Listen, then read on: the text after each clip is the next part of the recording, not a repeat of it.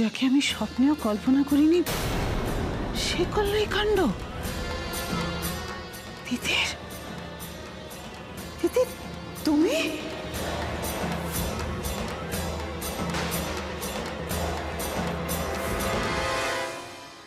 আমি কেন আপনার হার নিতে যাব?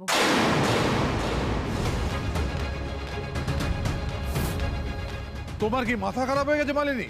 হ্যাঁ গো, হ্যাঁ হ্যাঁ, আমার মাথা খারাপ হয়ে গেছে। আমি ভাবনা চিন্তা করতে পারছি না। আমার বাড়ির লক্ষ্মীর কাছ থেকে এই হারটা পাওয়া যাবে আমি ভাবতে পারিনি। তোমরা বিশ্বাস করো, তোমাদের মতন আমিও বিশ্বাস করতে পারছি না যে তিতির এরকম একটা কাজ করতে পারে।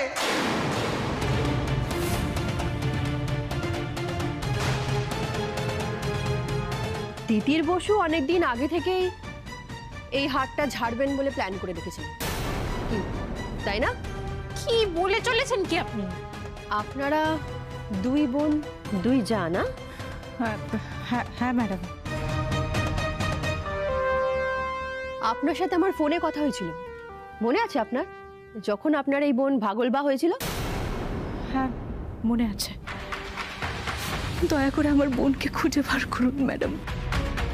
আমার তো মনে হয় তিতির বসু 4-5 মাস আগে যখন এসেছিল তখনই ভেবে রেখেছিল যে এটা ঝাড়ব।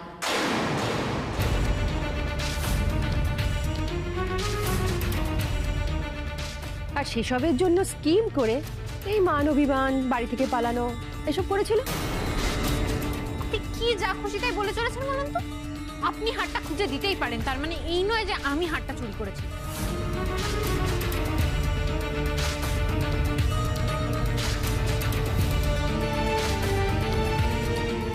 কথাটা তো ঠিক, কিন্তু এটাও তো সত্যি। সেদিন যে আমি দেখলাম তিতির মায়ের ঘরে আর আলমারির চাবিটা ঝুলছিল। বাবা, এ তো দেখছি দিনকে রাত করে দেবে। বলছে আমার ঘরে হার পাওয়া গেছে মানে এই নয় যে আমি নিয়েছি। ঠিক কথাই বলেছে, তিতির কখন এই কাজ করতে পারে না। একদম ঠিক, একদম ঠিক, আমিও তাই বলছি। বিশ্বাস করুন আমারও মনে হয় যে ও নেয়নি। ও হার নিতে পারে না, ও নেয়নি। অফিসার, আমার তো বয়স হয়েছে বাবা, আমি একটা কথা বলি। হ্যাঁ, আমার তিতির বউ, দোয়েল বউ এ কাজ কখনোই করতে পারে না। দেখুন সমন, আমি মাসিমা, হারের তো আর হাত পা গজাতে পারে না যে উড়ে উড়ে আপনার বৌমার ঘর থেকে নাত বইয়ের ঘরে চলে যাবে। আমি এই 15 বছর হলো রয়েছি এই পুলিশ প্রফেশনে। আপনাদের একটা আমার এক্সপিরিয়েন্সের গল্প বলি। শাশুড়ির হার চুরি করে বৌমা 11 ফুট নিচে মাটির তলায় লুকিয়ে রেখেছে। আমি সেই হারটা খুঁজে বার করি। অবশ্য আমি হাতে গ্লাভস পরে নিয়েছিলাম, কারণ ফরেন্সিকে না হলে তো হারে আমার আঙুলের ছাপ পাওয়া যায়। ফরেন্সিক, ফরেন্সিক আসুন। উনি তিতির বসু, উনি সাসপেক্ট। ওনার আঙুলের ছাপটা আগে নেবেন। না অফিসার, আমি বিশ্বাস করি না। তাই ফরেন্সিক একা তিতিরের কেন? সবারই হাতের ছাপ নিক। আমিও দেখি আমার আলমারিতে কার কার হাতের ছাপ পাওয়া যায়।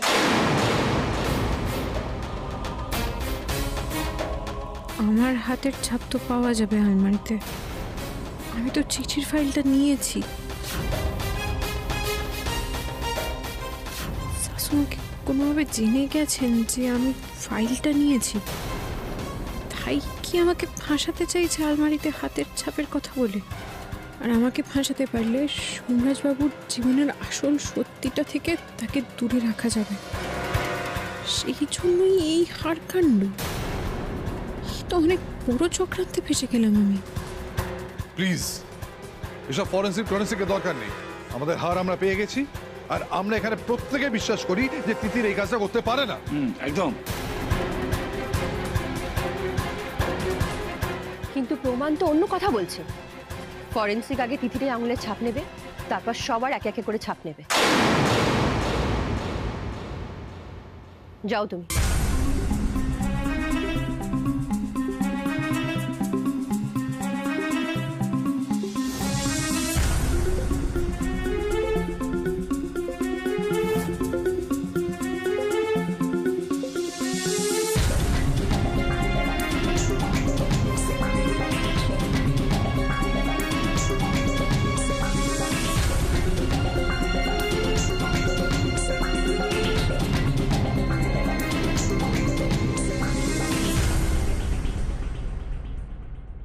দেখুন, আর সবাই তো বলছে না যে তিতির নির্দোষ। এই যে সোমরাজ ব্যানার্জি, আর আপনার নামটা বেশ কি? দোয়েল ম্যাডাম। হ্যাঁ হ্যাঁ, মনে পড়েছে। এনারা দুজন কিন্তু এখনো মুখ ফুটে বলেননি যে উনি নির্দোষ। দিদি বড্ড সরল, ওর কথা না হয় বাদ দিলাম। কে শাশুমা ভুল বোঝাচ্ছে দিনের পর দিন আমার বিরুদ্ধে, কিন্তু সোমরাজ বাবু আপনি একবারও বলছেন না তো আমি এই কাজ করতে পারি না? প্লিজ অফিসার, আপনার কথাটা ভুল হচ্ছে। হ্যাঁ, আমারও মনে হচ্ছে কোথাও একটা ভুল হচ্ছে। কি হচ্ছে বলুন তো? আমার মন বলছে তিতির এরকম একটা কাজ করতে পারে না, কিন্তু আমি তো চোখে দেখলাম যে তিতিরের ঘর থেকে আমার হাতটা বেরোলো।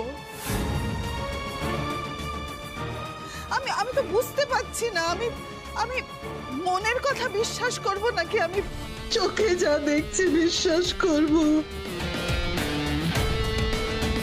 আপনি তাহলে এই খেলাটা খেলছেন, সবার সামনে ভালো ভালো কথা নেকামো করে বলে আমায় ফাঁসাচ্ছেন। আসামির মুখ থেকে সত্যিটা স্বীকার করানোয় আমার কোনো জুড়ি নেই। এবার আপনি স্বীকার করুন যে চুরিটা আপনি করেছেন। কি হলো? স্বীকার করুন। আমি কিছু করিনি, আমাকে ফাঁসানো হচ্ছে। এই ফাঁসানো হচ্ছে মানে কি বলতে চাইছো তুমি? তোমাকে কে ফাঁসাচ্ছে? আমি না আমার বাড়ির লোক? বাড়ির লোক মানে? আমি কে? আউটসাইডার?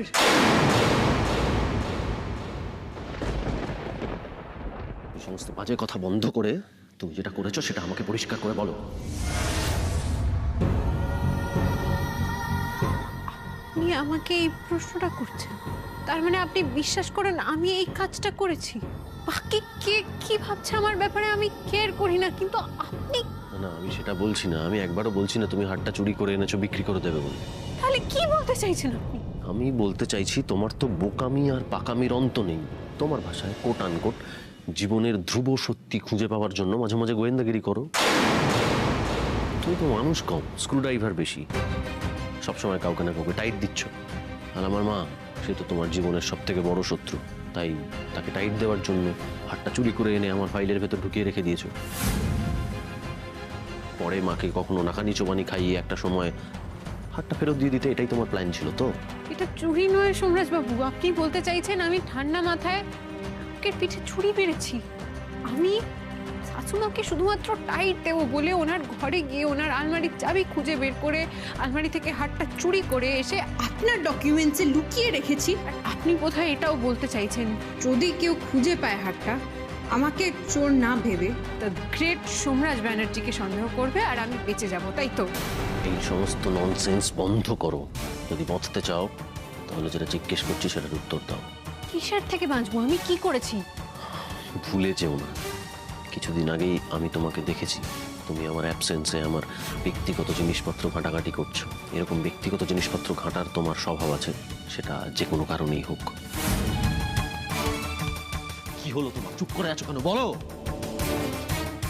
এখানে দুজনে মিলে হাত ধরে কি খুচুর করছেন?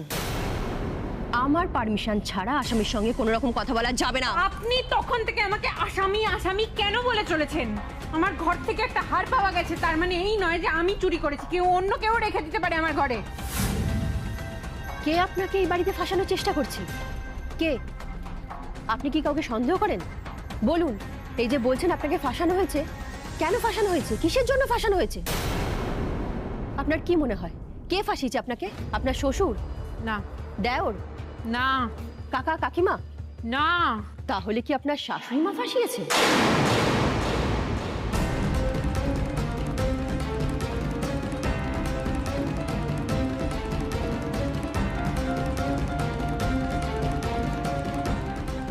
সত্যি তো উনি আমায় ফাঁসানোর চেষ্টা করছেন। কি হলো তিতির? সবার বেলা মাথা নেড়ে নেড়ে না করলে আর আমার বেলা একেবারে চুপ। তোমার কি ধারণা আমি তোমাকে ফাঁসিয়েছি? মা যেখানে বিশ্বাস পর্যন্ত করে না তুমি এই হাটটা চুরি করেছো, সেখানে তুমি মায়ের নামে এত বড় একটা অ্যালিগেশন আনতে পারলে? আমি জানি তুমি মাকে অপছন্দ করো, কিন্তু তাই বলে মা তোমাকে ফাঁসাতে পারে এটা তুমি কি করে ভাবলে? আমি বা এই কাজটা করতে পারি সেটা আপনি ভাবছেন কি করে? বাবা, সবাই তো দেখছি ভাবনা চিন্তামণি।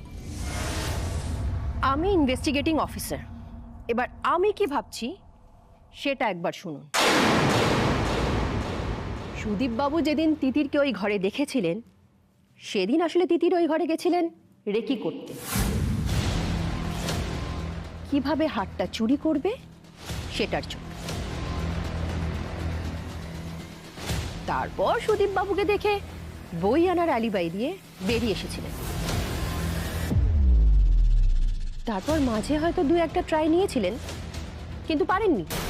তারপর মালিনী দেবী যখন রায়চক গেছিলেন তার অ্যাবসেন্সে উনি মালিনী দেবীর ঘর থেকে হাতটা চুরি করেন আর সেটা নিয়ে নিজের ঘরে আসেন আর লুকিয়ে রাখেন সোমরাজবাবুর ডকুমেন্টের মধ্যে।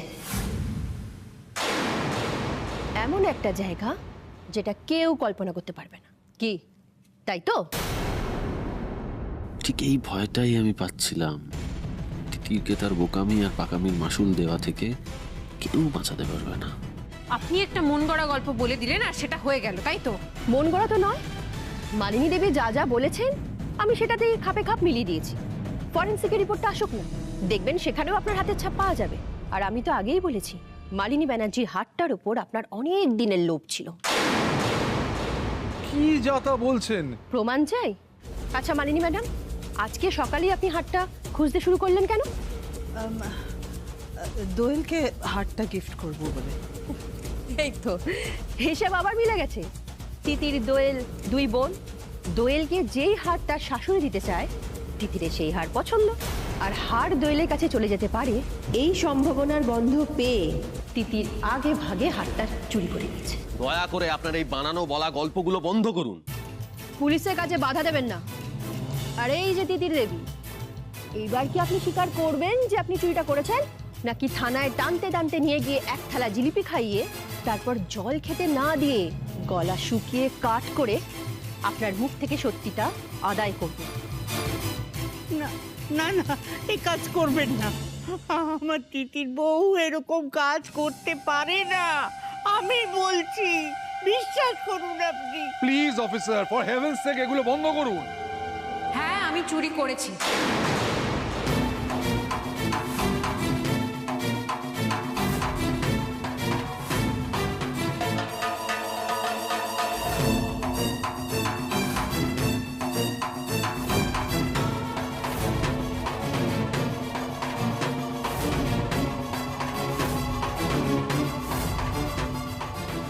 আমি চুরি করেছি, কিন্তু ওনার হারটা নয়।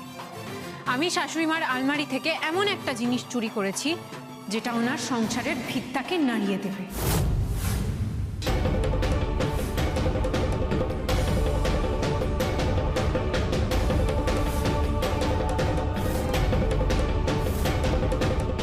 বৌদি, আমাদের চালে কোনো ভুল হয়ে গেল না তো?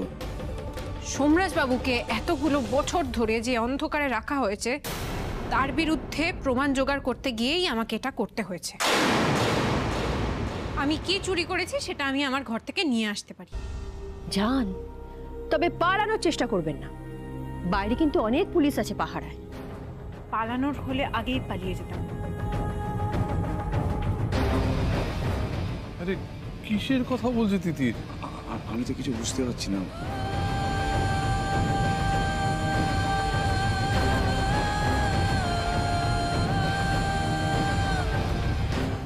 এই ফাইলে এমন কিছু তথ্য রয়েছে যাতে এই গোটা ব্যানার্জি বাড়ির ইতিহাস এক নিমেষে পাল্টে যেতে পারে।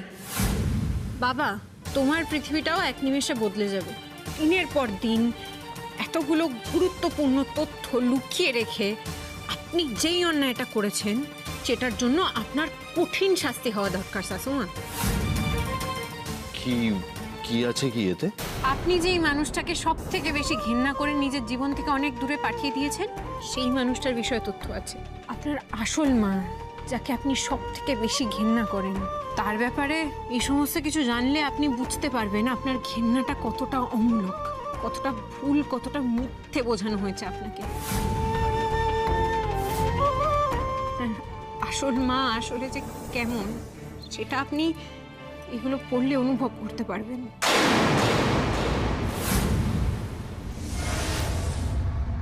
তারপর হয়তো আপনি নিজেকে ঘৃণাও করতে পারেন।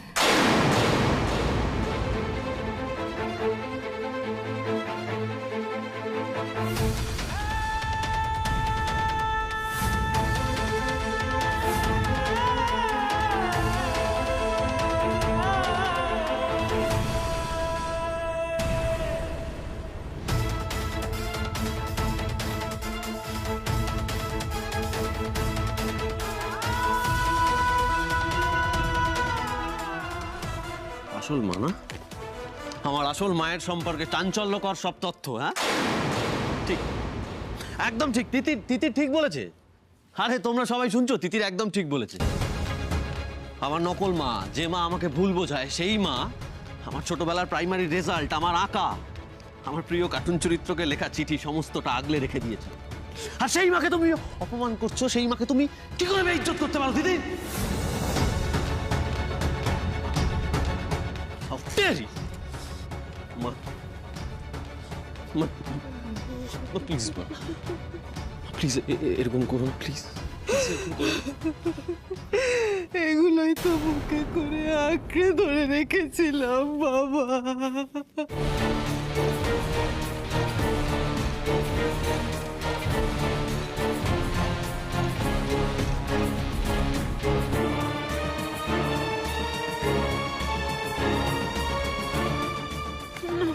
না না, এটা হতে পারে না।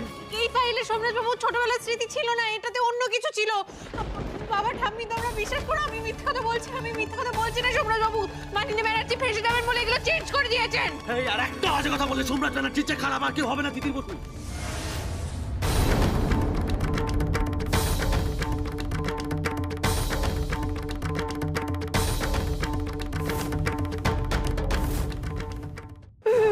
দিদি, তোমার বিরুদ্ধে সাক্ষ্য প্রমাণ থাকা সত্ত্বেও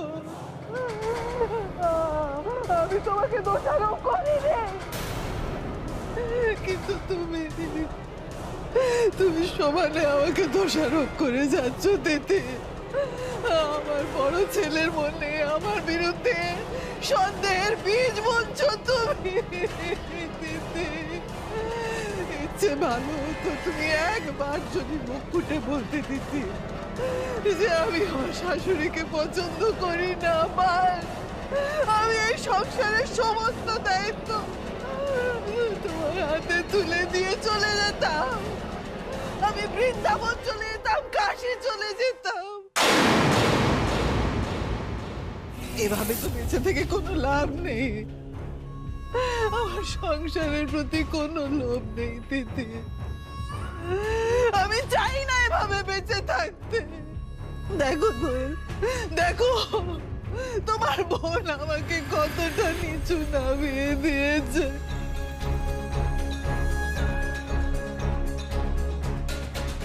নিচে নামার কাজ তো তিতির নিজে করেছে মা। যেই সত্যিটা আমি এতক্ষণ বলতে পারছিলাম না তিতির আমার বোন বলে, শুধুমাত্র ওর মুখের দিকে তাকিয়ে, সত্যিটা হলো তিতিরই চুরিটা করেছে।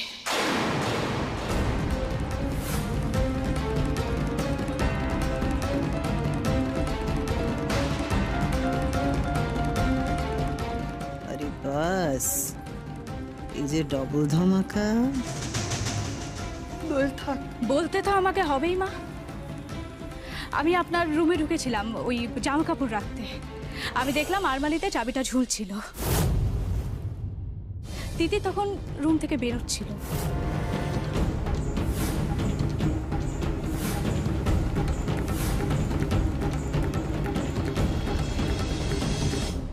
সেদিন তার মানে তুই হাতটা সরিয়েছিলি, তাই তো? দোয়েল, মাথা থেকে সম্পূর্ণ খারাপ হয়ে গেছে। কি বলছো তখন থেকে? তুমি চুপ করো জয়। দোয়েল, তুমি তো এসব কথা আগে বলনি। তুই কি আমার হাতে সেদিন হাতটা দেখেছিলি? হয়ে যা দিদির, তুই সেদিন বই নিয়ে বেরোচ্ছিলি না? ওই বইয়ের মধ্যে বা জামা কাপড়ের মধ্যে কোথাও একটা হাতটা লুকিয়ে রেখেছিলি। দিদি, কি বলে চলেছিস তখন থেকে? তুই যা খুশি তাই বলে চলেছিস। এই ভদ্রমহিলা দিনের পর দিন তোকে ভুল বোঝাচ্ছে, দিনের পর দিন। তুই অন্ধ হয়ে গেছিস। যেমন ভাবে এই ভদ্রমহিলা 23 বছর ধরে এই সোমরাজ ব্যানার্জিকে নিজের মায়ের বিরুদ্ধে ভুল বুঝিয়ে রেখেছে। আর কে কে করে জানাবি, আর কে কে করে জানাবি? দিদি,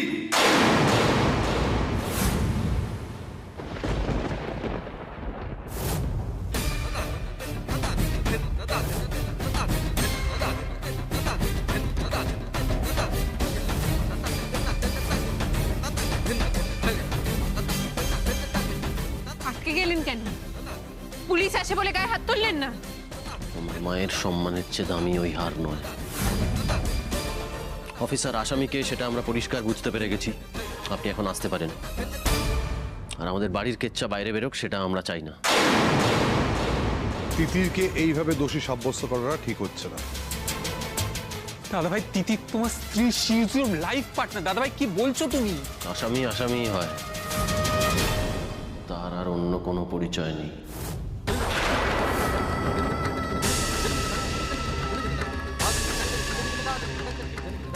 চুরির আসামি?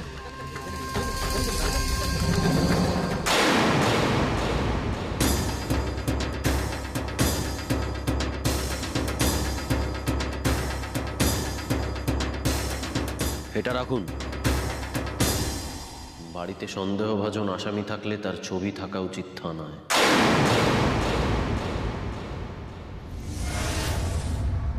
ছবি নেওয়ার কোনো প্রয়োজন নেই। সন্দেহভাজন আসামি, যার একমাত্র পরিচয় সে আসামি, সে কখনো বাড়িতে থাকতে পারে না। আমার তো লকআপে থাকার কথা। দয়ার বন্দি জীবন তিতির বসু চায় না। অফিসার, আমি আপনার সঙ্গে লকআপে যাব।